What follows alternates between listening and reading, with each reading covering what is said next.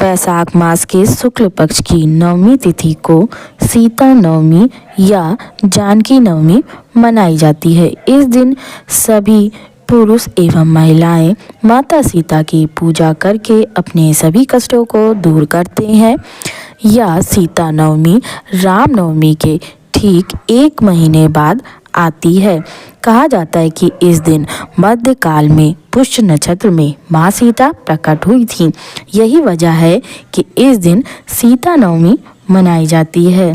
साल 2025 में सीता नवमी 5 मई 2025 दिन सोमवार को है। सीता नवमी पूजा का शुभ मुहूर्त 5 मई को सुबह 10:58 से दोपहर 1:38 तक रहेगी। कुल अवधि 2 घंटा 40 मिनट की रहेगी। सीता नवमी मध्याह्न का क्षण दोपहर 12:18 पे रहेगा।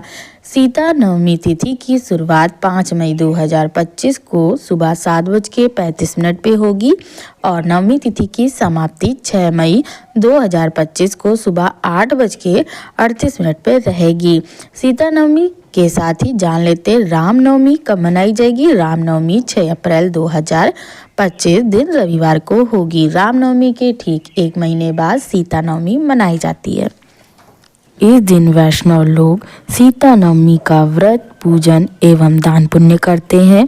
इसके अलावा जिन महिलाओं को सुहाग की लंबी आयु, संतान प्राप्ति, घर में कलह कलेश को दूर करना, निरोगी जीवन इत्यादि की कामनाओं के लिए भी सीता नवमी के दिन पूजा बेहद फलदायी होती है। इस दिन पूजा व्रत के बाद दान किया जाता है। ऐसी मान्यता है कि सीता नवमी के दिन दिया जाने वाला दान कन्यादान और 4 धाम तीर्थ यात्रा के समान फलदायी होती है। आइए जान लेते हैं सीता नवमी पूजन की विधि। इस दिन सुबह जल्दी स्नान करने के बाद घर के मंदिर में दीपक जलाएं।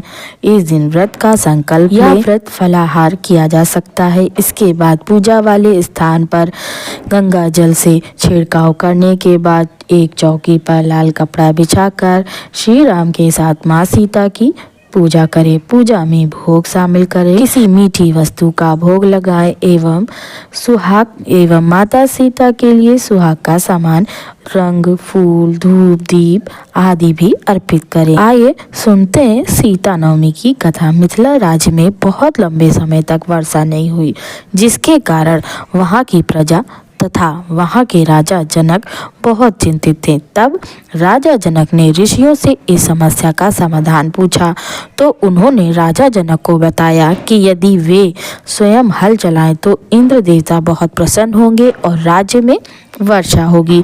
ऋषियों के सुझाव के अनुसार जनक जी ने स्वयं हल चलाना शुरू किया। हल चलाने के दौरान उनका हल एक कलश से टकराया जिसमें एक बहुत सुंदर बच्ची थी। राजा जनक निसंतान थे, इसलिए उस बच्ची को देखकर वे बहुत खुश हुए और उन्होंने उस बच्ची को अपना लिया और अपने घर ले आए। राजा ने उस बच्ची का नाम रखा सीता। जिस दिन राजा जनक को वह प्यारी सी बच्ची सीता मिली थी वह वैशाख महीने के शुक्ल पक्ष की नवमी तिथि थी। तभी से इस दिन सीता नवमी मनाई जाने लगी।